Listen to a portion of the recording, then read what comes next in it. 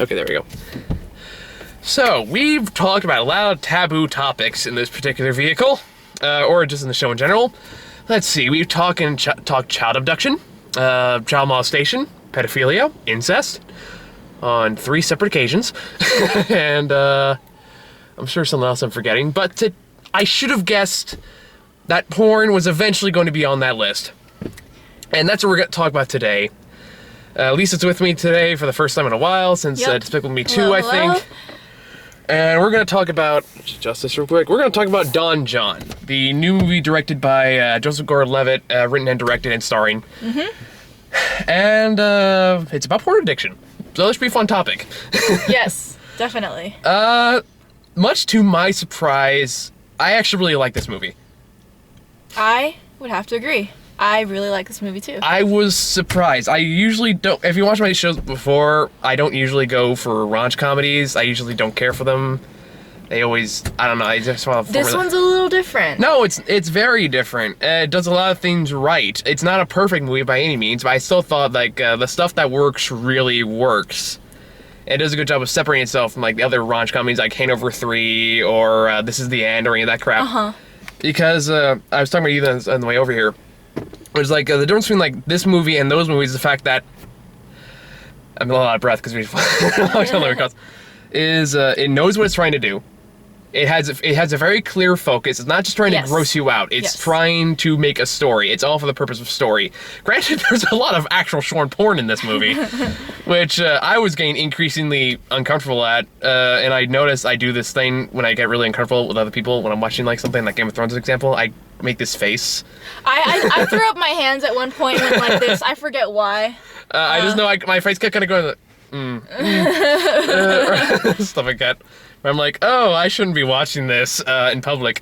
But yeah, like, despite the fact that that was the topic of the movie, it didn't bother me just because the way that Joseph Gordon-Levitt did it is it made sense to me. Like, he was making a case of why he's addicted to porn and why he prefers it over. Yeah, well, it's like, it actually does a smart thing. Actually, it doesn't just bring up porn addiction and just leaves it at that. It actually examines what it is, why people do it, and like what are the alternatives, kind of. And it's from that perspective, it's actually a very well written. Humorous. It's a very well written script. It's a very well written script, very well acted. All the actors here are great. I love Scarlett Johansson in this movie. I thought she was great because she had that big Brooklyn that thick like New Jersey accent through this whole movie. And Joseph Gordon-Levitt, new record, did not lose his accent for any time that I heard anyway. And Scarlett Johansson did a great job. I thought she really gorgeous. Yeah. Oh yeah, she's gorgeous. But I mean, just from an acting standpoint, I think this is one of the best roles I've ever seen her in. Oh, okay. In my opinion, anyway, because she played all these. This comes back to why I like this movie compared to like other movies, is that these actors are playing characters you believe in this world. Like, it establishes a world that you believe in, characters you believe in, and it helps you get more immersed in the story. I never get that out of, say, like Hangover 3 or This Is the End. I never get that.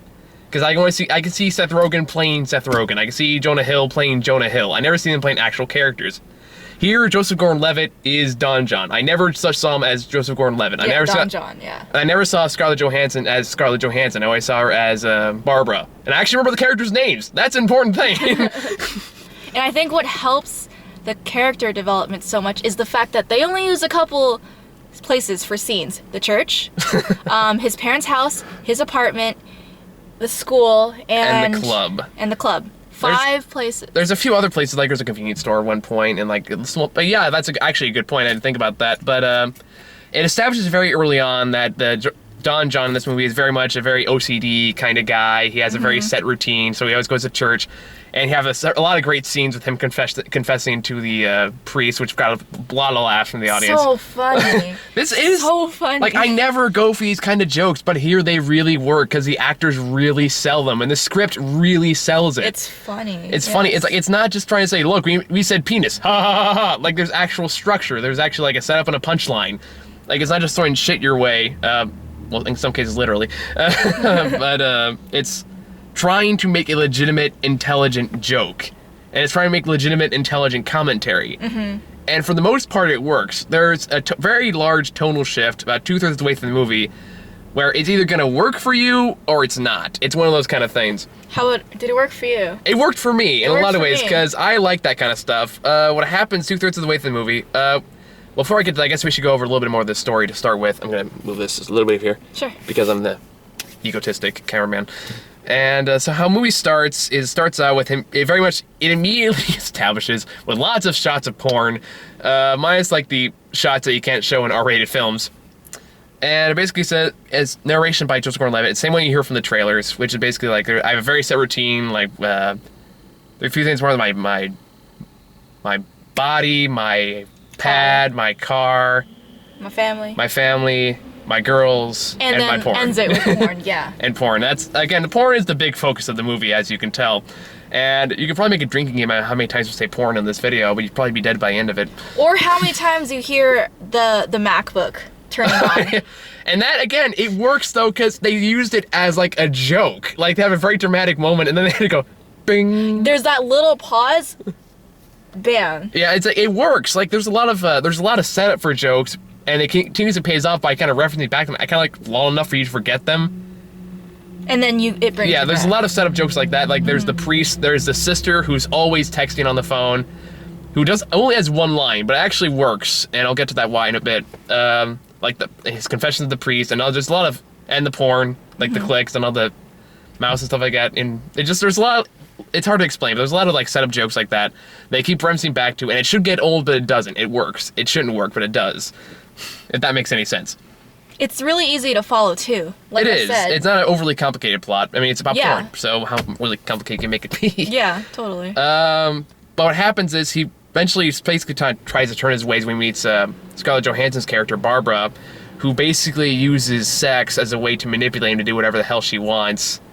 Like, she's like the only girl at this point he won't sleep with them right away, and he finds this as a challenge, so he basically pursues her to the end, and I think they start dating for like, what, a month and a half before they actually have sex? Yes. Something like that. Mm-hmm. But anyway, you can tell basically she's kind of like the manipulative woman, where there's parts where she's literally dry humping him in front of her doorway, and she's basically using emphasis like, well, I want to meet your friends, I want to meet your family, I want you to go back to school and stuff like that. Basically, like, Nothing wrong with that. Like, at No, that there is point, nothing I thought wrong. that was cool. But then there was this one point where I kind of didn't like her character as much, and this is a good thing. it was intentional. Yeah. Yes. So they're at the store, and he's helping her buy curtain rods. And It's like several months into the relationship, I'm pretty yeah, sure. and she says something that's kind of, I don't know, it's kind of weird.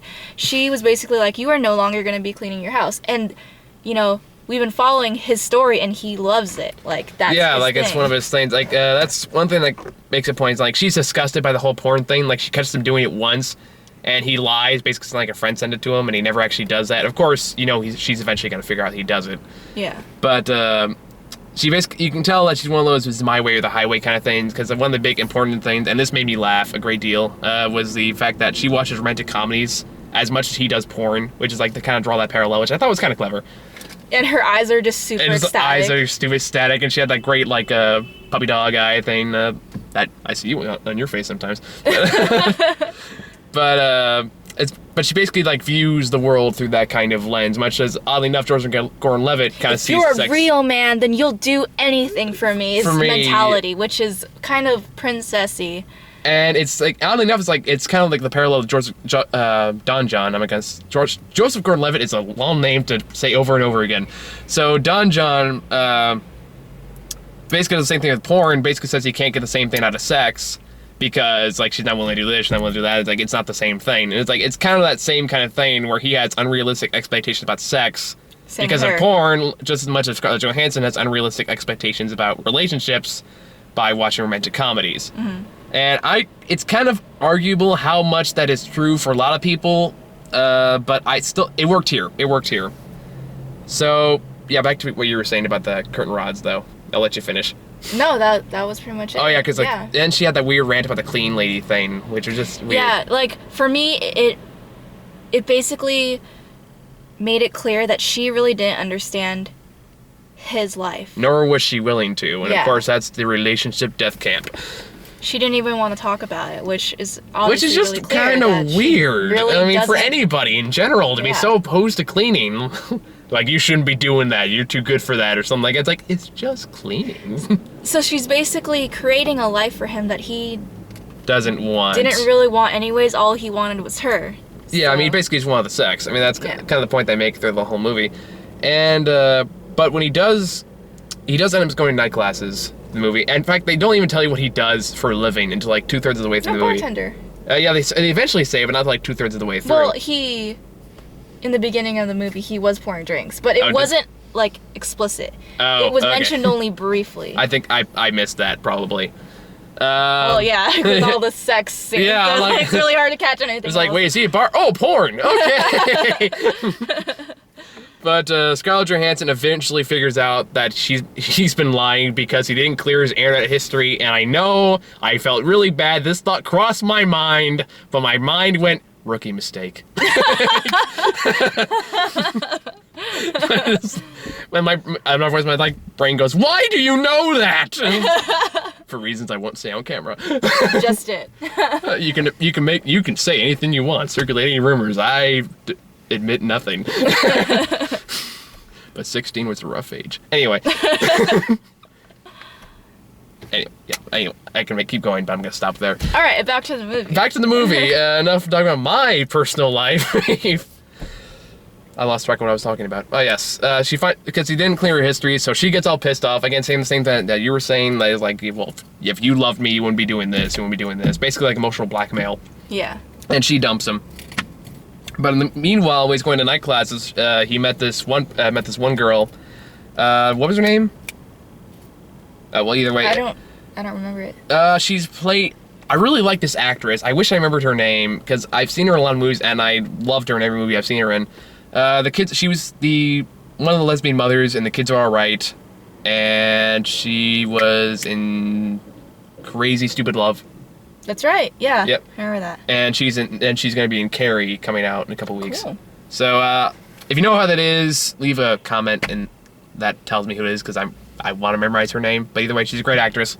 And she kind of plays like the more logical, kind goofy, but not overly so kind of woman. I actually really liked her character. She was mysterious, and that's what drew me to her. And I really believed her character out of every character. Oh, yeah.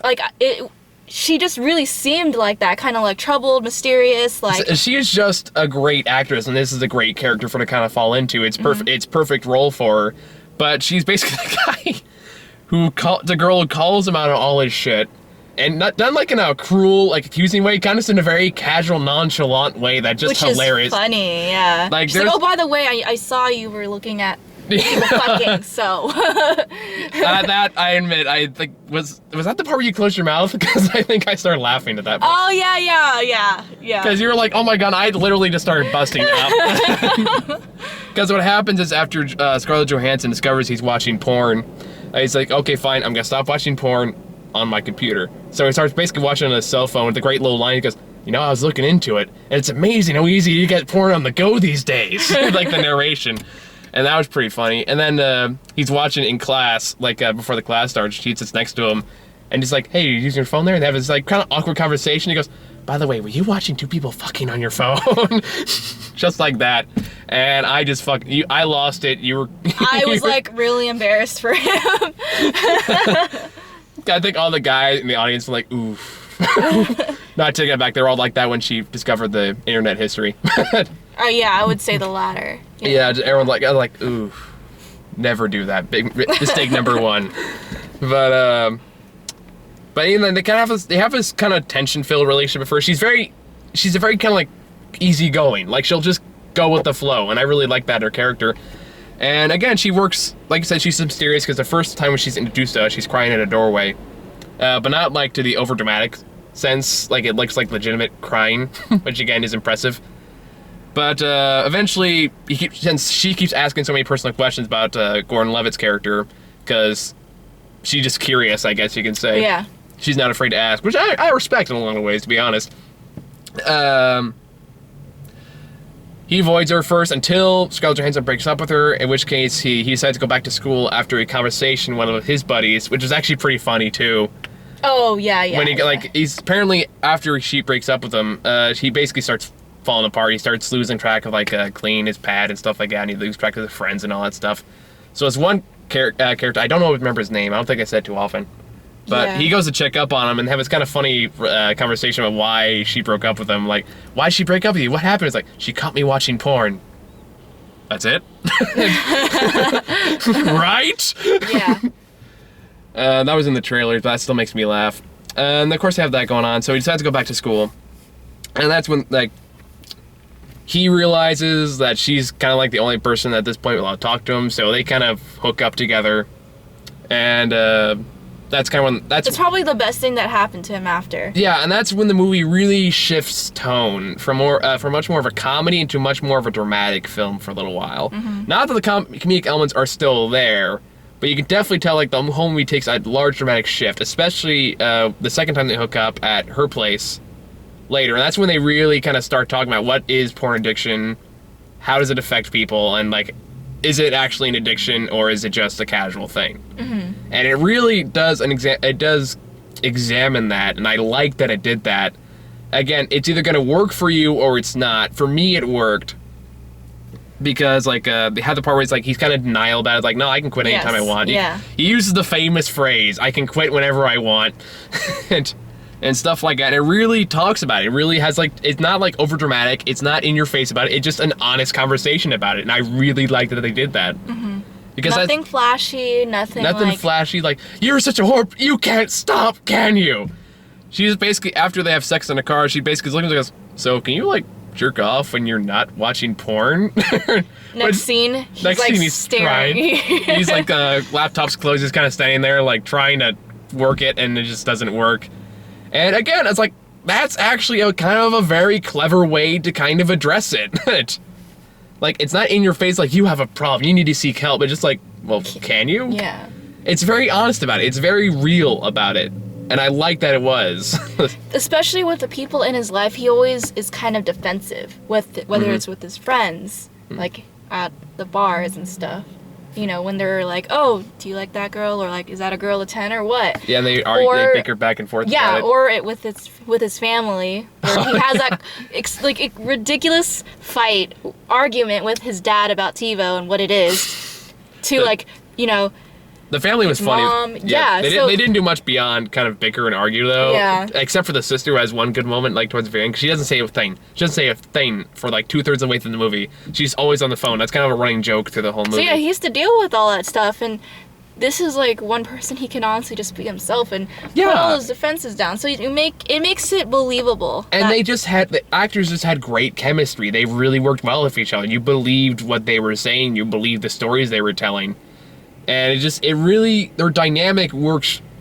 It's actually probably one of the best working parts of the movie, to be honest, now that I'm thinking about it. Just their dynamic, the fact that they just have honest conversations about it. That's rare for like movies like this, because the immediate instinct for a lot of like directors and writers is to immediately go the over-dramatic angle.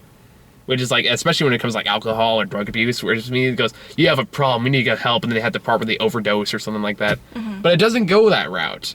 It's just like, well, why do you like that? Why do you want to do this stuff? And they're like, well, have you ever tried like this? Or is like ever like this? And it's just a very honest conversation about it. And I love when movies do that. It's so hard to find one that does. So yeah, it takes a very more dramatic shift, but I like their dramatic shift. I like the material it produces. I guess... Kind of like Silver Lining Playbook. Yeah, very much like Silver Lining Playbook.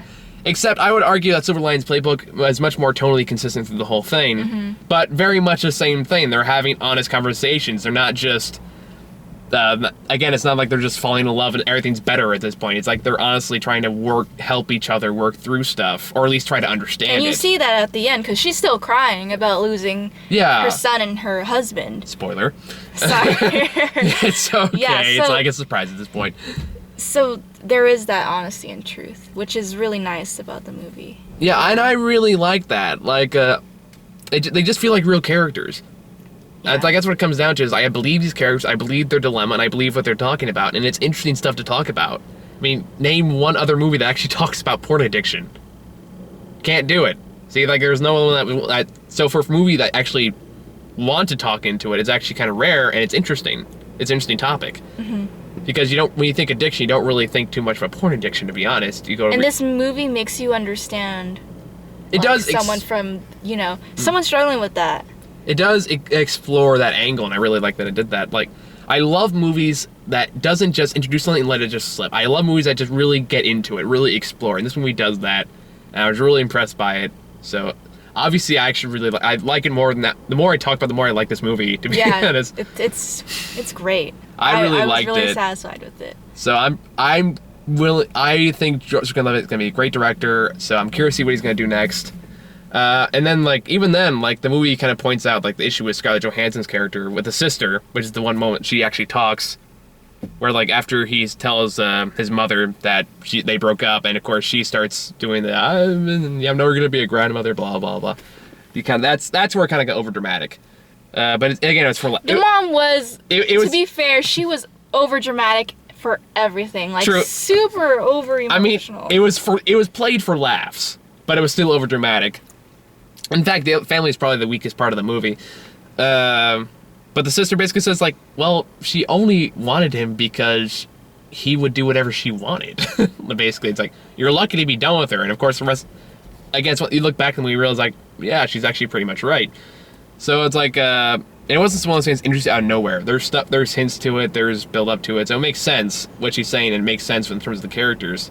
So I thought that worked. And then there's one running gag. It's just kind of off topic. I don't want to talk about this because it made me laugh. Was the running gag with the priest confessions? Was the part where George Gordon-Levitt every week would go to church and he'd make his confessions, but every time the priest would pass down a judgment based on his actions, 10 prayers and 10 Holy Marys, something like that, which he would do while he was working out, which is part of his routine. I thought that was kind of clever. But there's it goes. I watched porn. I jerked off to porn 17 times this week. 10 Holy Marys, 10 prayers. Okay, it's I jerked out 22 times. What's funny was at the very last part of their interaction, he was like, "Well, how do you exactly what's your scaling process?" Yeah, no response. That's what made it funny. Yeah, well, that, and there's a part where the value kept changing too. There's a part where he goes, "Well, I only had sex 7 times this week, and I didn't watch porn at all. 5 prayers and 5 amens," and he gets a little fist pump. And then he goes back to 10. And he says, "I only had sex once, and I didn't watch porn at all." And he goes, 10 prayers. Wait, what's your scaling process here? Are you the same person? Am I talking to the same guy, or do you guys switch off every 2 weeks? That was pretty funny. It's a good, funny movie. It's a fascinating topic to talk about, and I'm really glad that this movie did it well. Yeah. It didn't shy away from talking about it. It did it honestly, and it did it openly, and I really like that about it. I think that's about all I can think of to say about it. Whenever the scene comes up where they're watching porn and you see that little play button, you feel it is zeroed in on your face. You cannot avoid not seeing it. And you're in his world. Yeah, and then just watch all the guys in the audience with girlfriends and stuff like that go brooding. I was kind of doing that too. I don't know that one at all. Yeah, I've never heard that website. I felt like I was right there, and I just think it was a really successful movie. No, I agree. Yeah. It really did a good job immersing you. It delved into the issue. It was focused. It was confident, which is an important thing. It didn't try to gross you out for the sake of grossing you out. There was a purpose behind it. Right. One very minor nitpick, and both of us had problems with this, was the movie both gave us headaches. Because especially in the beginning and the very end, the screen would just flash really fast, and God forbid there's anyone what's that one disease? Epileptic. No, epilepsy? Epilepsy. Yeah, hopefully there's no epileptics that watch this movie because I fear for them. It wasn't more than 5 seconds at the end, but in the beginning it was Yeah, and I literally had closed my eyes for a second because I had to go this. I was oh. Yeah, it was painful. Very minor nitpick, but there it is. Overall, I would say this movie is definitely worth checking out. It is a rare movie to talk about this kind of thing. If you know anyone's other movies that talk about porn addiction, say in the comments because I'm actually kind of curious now. But overall, I would say, this movie is definitely worth checking out. Either the shift is going to work for you or it's not. But it personally worked for me. Yep, I liked it. Okay, so on that note, let's go move on to trailers. And Lauren did this once, and I started doing it ever since. I made a list. That's smart. Okay, So the first trailer we got is one I never even heard of before now, and I honestly don't know what I think about it. Her. Remember, it's a movie about basically about a movie where like this guy buys a computer that has an advanced AI played by Scarlett Johansson, and he basically falls in love with a computer AI. And I don't know if it's like it's trying to be quirky, but it comes off kind of creepy. I don't know what I feel about it. I think it has potential. I mean, I really like the director who wrote it. Like, same person directed. Being John Malkovich. Being John Malkovich is a really good movie, and Where the Wild Things Are, which is another great movie.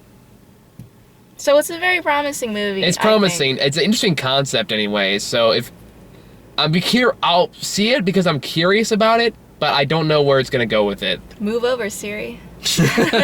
You have Scarlett Johansson that wants to talk dirty. Apple and Scarlett Johansson, they need to collaborate. Please, GPS. Please give me Tom Tom and Morgan Freeman. You'd have me in the store in a heartbeat. Don't tell me you don't want directions taken from Morgan Freeman. In 0.5 miles, take a right here in Santa Cruz. Then we got left. and then take a left. Notice how the cars migrate across 101. Anyway. Be wary of the traffic coming up. That would be awesome. Anyway, then we got The Best Man Holiday, I think it was called. I actually kind of thought it was interesting. Yeah. I'm sure it doesn't appeal to you, but I thought it was interesting and worth the fact that you immediately thought it was a Tyler Perry movie. It looked like it. I know, and I get... Based on the typography, the bright colors, and they had similar, like, comedies. And it was an almost entirely all-black cast. Yes, that too. That helps. Yeah, but like I honestly I almost cried in fear because I looked at it, I was like, oh my god, you might be right. We already have Medea's Christmas coming out this year. Yeah, I guess it wouldn't make sense if like Tyler made. No, he's already released like 2 movies this year, so and he's probably something. Did we catch who the director was? I didn't catch it, but if it was Tyler Perry, it would have said Tyler Perry's Best Man Holiday because he's that self-indulgent. And I would have had to call Chris up and go, hey, Chris, guess what movie we're watching in November. It seems like it'd be a feel-good movie. I mean, like, they've got the stereotypical, like, I don't know. It looks like a Christmas romantic comedy. Yeah, rom-com, yeah. Rom-com. I kind of liked how they all had, like, the suits and, like, and they're dancing at the very end. I liked that scene. Yeah, and it looks like the cast members are having fun. Yeah. So it looks good from that angle. Natural chemistry. The rest of it just looks, meh. And then we got a really short trailer, Delivery Man, which all we know is that Vince Vaughn's in it. Fostered 531 children. You remember yes. that? Yes. Were you like impressed by that? Is that why you remember? Because that was the only thing that was part of the trailer. I was complaining to Michael. I was like, Michael, it's really short. And he was like, yeah, it's a teaser. I was like that. Made me sound like such a condescending dick. No, you're not. It was just too short for me. I was just like, all I know is 531 children and Vince Vaughn. No, it's more like, hey, look, Vince Vaughn, come see our movie. Yeah. That's it. That's all we're going to tell you. He fathered this many children. And I'm sure we can get Owen Wilson in here somewhere, so. Yeah. You know. He'll be the uncle. And the last one we got, actually this does look kind of interesting. It is a romantic comedy, but who knows, it could work. It's About Time. That was the one with... I don't know. You don't know about that one? I don't know about that one. I don't know. I thought it was kind of interesting, maybe. I guess I just don't like the idea of redos. Well, yeah, maybe. I don't know. Maybe that's why. For me, it's like I could have used that a long time ago. The concept basically is that for some reason, I don't think they're not going to explain it. I can tell right now. The family and this person's son can randomly go back in time. They go in a dark room and think back to when they want to go. Why? We're not gonna tell you. But he can do it, and he basically uses to like salvage a relationship with Amy Adams. Well, not Amy Adams. What's her name? Rachel McAdams. That's what I'm thinking of. Yeah.